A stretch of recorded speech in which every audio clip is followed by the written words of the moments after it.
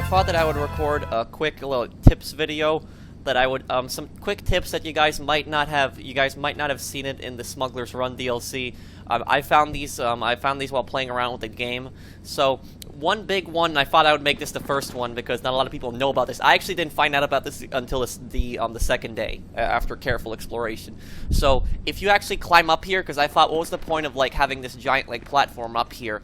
If you actually climb up here, you can get unlimited homing launcher ammo and unlimited sniper rifle ammo, and I'll show you guys right now. So look, the homing launcher, it keeps spawning, and you can keep picking up as much of it as you want, and it spawns every 5 seconds. Every 5 seconds, another one spawns. So right here, we got another one. And the let me show you precisely from this location. Let me show you exactly where the sniper rifle is located, because there is also a sniper rifle that's free, and you can fill it up as much as you want. Let me show you right here.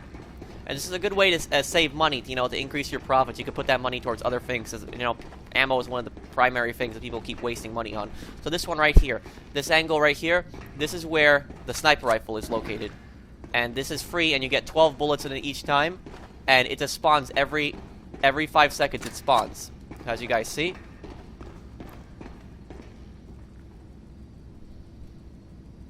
Another one. And what you guys can do is what I do is I go AFK and I just leave my controller.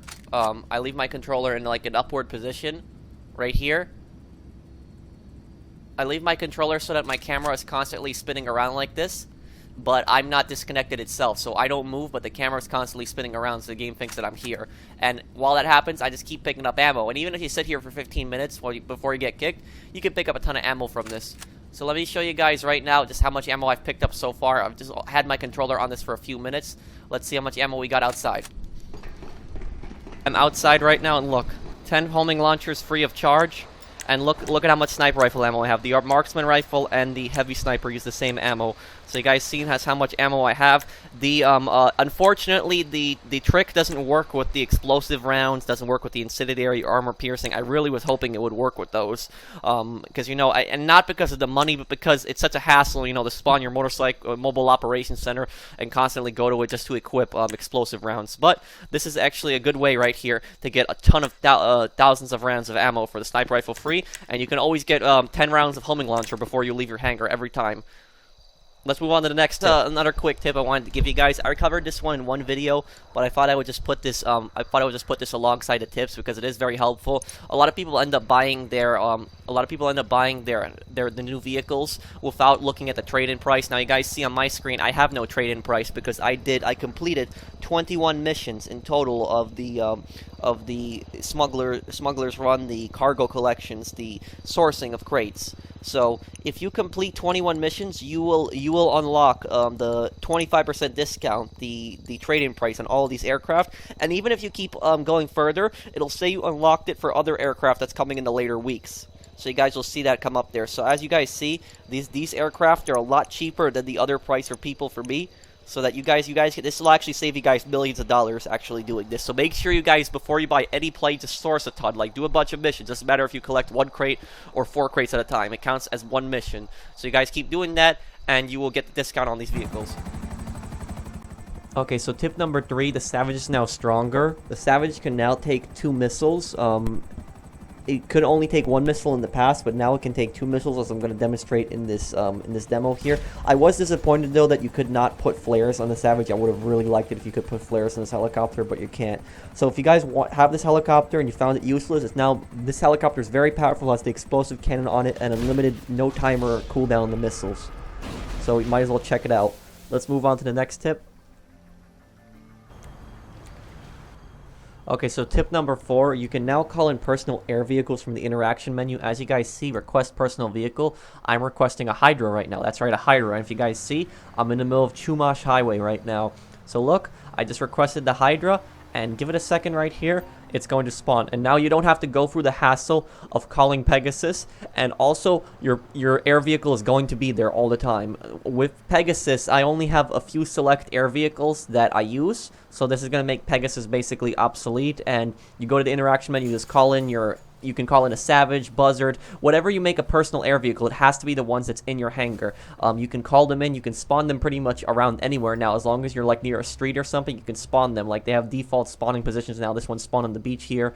So it's going to make it a lot more simple, and you don't got to constantly rush to the helipad and the vehicle's not there. I can't stand that when I use Pegasus and the vehicle's not there when I need it, especially in like bad times. So this can get you like out of a bad situation. But the vehicles also, they also have a fee if they get destroyed now, a personal fee. So it's like $1,000 I've noticed for most vehicles.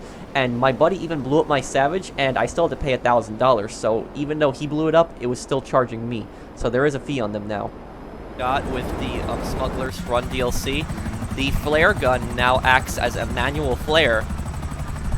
Flare gun actually acts as a manual flare, so if somebody locks onto you and they fire a flare gun right before the missile hits you, the missile will actually be diverted. So look, let me test it right now. Let me show you guys what I'm talking about. Okay then, Sean, fire.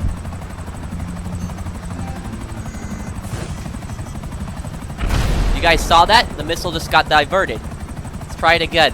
Sean, fire one more time.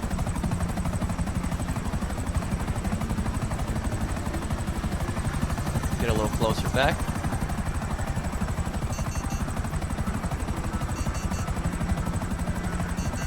Fire.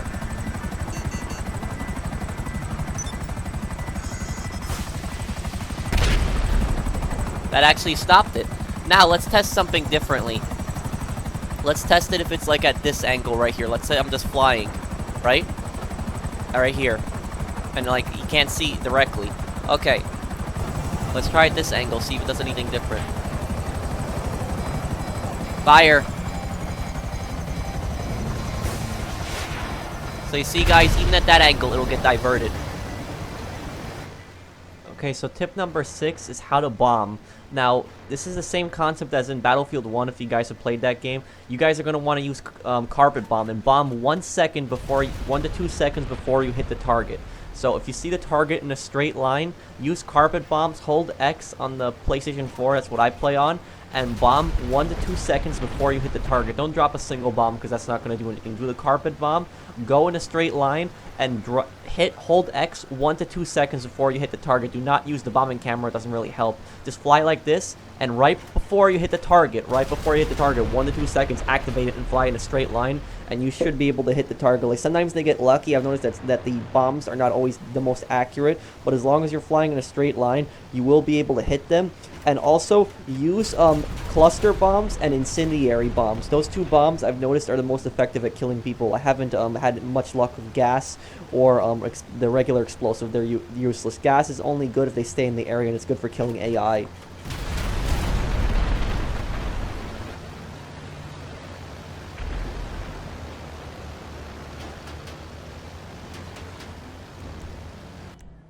Okay, so this is tip number 7. You can spawn the new Havoc Helicopter as an MC or a CEO. If you are MC Road Captain, as I am right here, I'm about to be promoted to Road Captain. You have to be Road Captain to spawn an MC. You go to request vehicle, you go down, and go until you see the Havoc. And the Havoc, you can spawn it. Now, the advantage of spawning the Havoc over the Buzzard is that the Havoc is very fast. The Buzzard in the MC doesn't have any guns on it. The CEO Buzzard does have guns, but the advantage of the Havoc would be that the Havoc is much faster. It's much faster than the Buzzard. Unfortunately, your personal Havoc doesn't work, and I really was hoping that you will be able to spawn your personal Havoc with all the upgrades, but your personal Havoc will not spawn. It's just a generic Havoc. It won't be spawning with the upgrades, but this helicopter is very fast, and if you are in a CEO or an MC, this helicopter would actually be more effective to travel around the map than using the oppressor, because you could just spawn it with the interaction menu right there, spawn it like that, and you can just fly around literally really quickly. Just the bad thing about this helicopter is be careful landing it, because it's really it has a really bad landing. But other than that, I hope you guys have enjoyed. Anything I've missed or overlooked, let me know down below. I hope these tips have helped you. I've tried to find good tips that would help people with the new DLC. And I hope you guys have enjoyed. I will be uploading more videos soon, reviews of the vehicles, and I'll see you then. Take care, everyone.